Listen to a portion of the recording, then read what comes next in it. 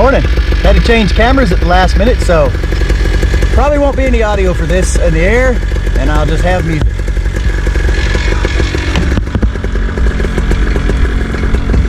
So today, since I'm in hurricane lockdown, I'm going to give you that video I talked to about the crash that I had.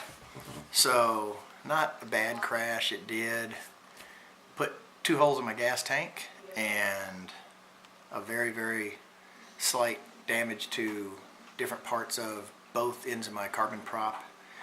One of the tips was a little damaged, and that's coming in another video. I've already started repairing that. It's turning out really nice. I do have another one on order, and it should be here any day after the hurricane, but it's sitting in Fayetteville right now, just waiting to get on the truck to come out this way. So let's get started in this video. I'm not going to have audio with this. It'll be my audio, but it just wasn't really good. I had to change my cameras, as you saw from the beginning, at the last minute. So with my Hero 5, I don't get very good volume out of it. So it was very, very light, and so I'm just going to overlay this. Now, one thing I did notice with the very light volume that I did have is, and thinking back through it, is I don't think I ever got up to full throttle. I did during my run-ins when I was clipped to the wing and doing my warm-up and everything. I did my couple of minutes with the motor running about 5,000 RPM, and then I leaned into it and I kicked it up to full to make sure I was getting full throttle, and I did get full throttle. But the sound on the video and what I was remembering from my experiences, I don't really think I ever got up to full throttle, is why I didn't take off, and what happened is I ended up losing my footing. But I'll let you see the video first, and then I'll show you what I'm pretty sure was the issue. So here we go, and running up, checking, make sure I'm centered on the wing. Take one step back and off I go. Wing is going to come up just a little bit off to one side, and I get up under it easy enough. And I'm running, I'm full throttling right now, really nice under the wing, and I'm just not getting it. And there it goes, lost my footing. And how do you like that? So, again, just watching the end of this here, there was no damage. I checked all my lines. There was 0 damage to that. I lost a few lamels on one side and a little bit of net damage, all of about maybe 7 squares. And that's also a video that I've already repaired that, and I'll put that video together on how I repaired the netting, and that's already done. The new gas tank is already in, and I didn't put a video together on how to put a strap around the gas tank and plug the hose in the bottom. But those 2 are taken care of, and I'm literally just waiting for my prop to get back in the air. But with 30 and 40 mile an hour winds outside and rain coming down, we actually have a tree on the side of the house, and everyone is okay. Just a very minor leak. The way it came down, it didn't really hurt too much of the house. It didn't like just really make a catastrophic opening in the roof, but obviously it'll have to get cut down and fixed. But we're expecting non-stop rain for the next 2 days still. Winds are starting to die down later this evening, but no one's going to be able to get on the roof, and right now a bucket is catching everything. The family, the most important thing. We're all safe. We're actually able to stay in the house, and we just don't have anybody in that room. And so I couldn't fly anyway, but hopefully the prop will be here next week once the USPS and everything starts flowing again. And so now let's get into why this happened. So I looked back through my last 10 or 15 videos to see if I could see anything. And I looked through this video a little bit to see if I could see any lines snagged, anything, and everything was good. I checked the wing immediately after getting up, rolled it over, checked all the lines all the way to the canopy on both risers. Couldn't find anything at all wrong with it. Nothing hung up, nothing wrapped, nothing twisted, nothing. All lines are clean, they're not broken or anything from the incident.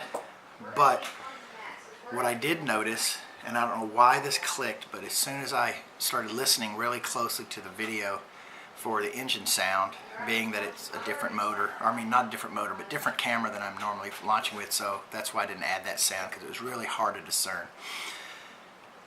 That I wasn't getting up to speed, something clicked, so I went back, and almost every single video, at some point, I'm looking at my throttle, which I'm left-hand throttle, and my brake lines. Usually I do it just as I set up. I look down at both of them, and then while I'm running and check, you'll catch that in my hands when I'm looking to check my tips to make sure they're good, and even after in the flight.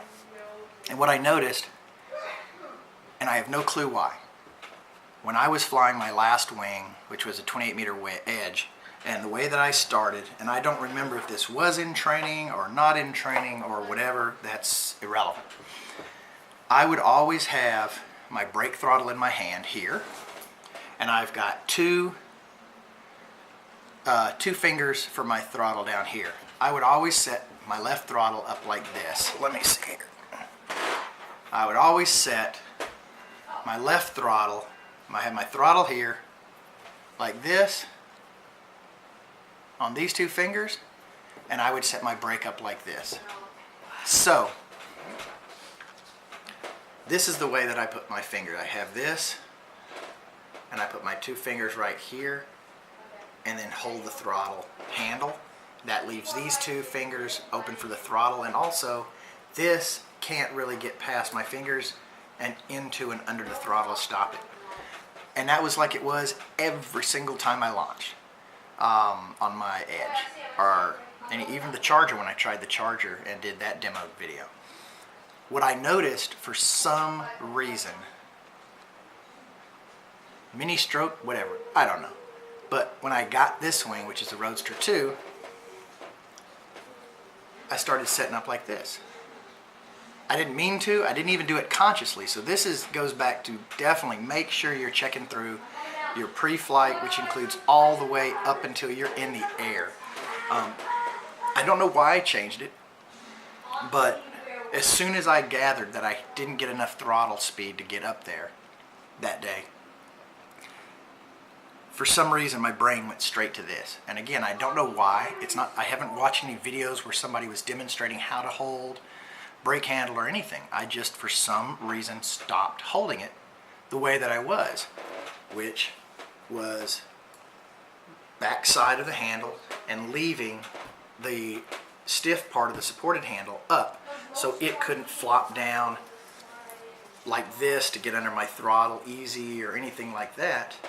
And what I'm guessing is either some of this got under, which is a little less likely because there was pressure on there would have been pressure on the wing. But my thought is that I had this here, and this, when it started getting pressure, centered out just enough under my finger that now my throttle, which tops out about this finger, because I have the short, cut it off for the shorter, was hitting that part. I'm just moving this finger out of the way so you can see, but it was hitting that part of it right there and keeping the throttle out. Now my thumb's out here further because my handle's larger, but just for demonstration, that this was able to slip under my throttle. So I obviously won't be catching it anymore like that on my throttle. I'll be holding it like this instead of like this going onto my throttle.